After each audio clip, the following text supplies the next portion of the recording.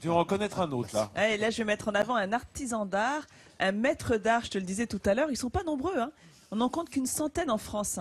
Et pour rendre à César ce qui appartient à César, les premiers à avoir eu cette idée de donner des titres pour distinguer effectivement les savoir-faire rares et précieux, ce sont les Japonais, avec les trésors nationaux vivants. Et en France, nous avons les maîtres d'art. Donc moi, je voudrais vous présenter ce matin Pietro Seminelli. Lui, il est maître d'art en plissage. Il utilise ses petits doigts. Il va plier du tissu, du papier, il va faire des sculptures incroyables. Je vous propose d'aller au Mollet Literie, le rencontrer dans son atelier. Pietro est maître plisseur, un savoir-faire rare qui consiste à donner du relief au textile et à d'autres matières. Le tout grâce à un savant mélange de pliage. C'est un métier un peu difficile à qualifier parce que c'est un métier qui n'existait pas. C'est vraiment une écriture qui m'est propre, que j'ai transposée de la haute couture dans le milieu de la décoration. De ces répétitions, Pietro fait quasiment des œuvres d'art. Et la première étape de fabrication consiste à bien tendre le tissu, puis à marquer les futurs plis grâce à un accessoire.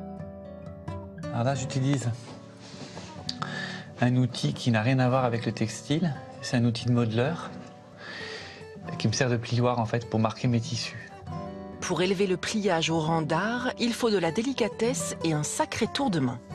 Un tissu, c'est un tissu, c'est-à-dire que c'est pas un papier. Donc il y a des tours de main un peu particuliers au métier, des choses qu'on doit faire avec précaution parce que le tissu sinon peut rompre facilement.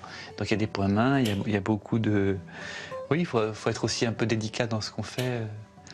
C'est une matière un peu vivante, un tissu, donc on le respecte. Ce travail nécessite patience et perspicacité, mais c'est un véritable exutoire pour Pietro. Oui, un rythme répétitif qui fait que, à force on obtient un calme intérieur. Donc je pense qu'il y a un peu dans la répétition du pli, du geste, du mouvement, quelque chose moi qui m'assied, qui me calme. Plus qu'un métier, Pietro a donc élevé le pliage au rang d'art. Donc Nathalie, là, tu viens nous faire découvrir un métier. Ah, pardon. Non mais elle vient nous faire découvrir un métier quand même inconnu. Enfin, maître plisseur, il n'y en a pas beaucoup, j'imagine. Non, bah oui, c'est lui qui a inventé son propre métier. Ça fait partie de tous ces métiers. C'est le seul. C'est le seul. Ah, ça fait partie de ces métiers Ah oui, précieux dans l'univers du luxe. Il a créé sa Incroyable. passion lui-même. Il a commencé comme ébéniste menuisier, il est devenu après architecte d'intérieur, et c'est en travaillant dans l'univers de l'opéra qu'il découvre sa vocation, sa passion, et il a inventé ainsi son propre métier. Mais c'est incroyable. Est-ce qu'il peut faire quelque chose pour le ravage des dents? Est-ce qu'il peut réorganiser mes pas de doigts, par exemple? Ouais, je pense qu'il peut faire quelque chose pour toi.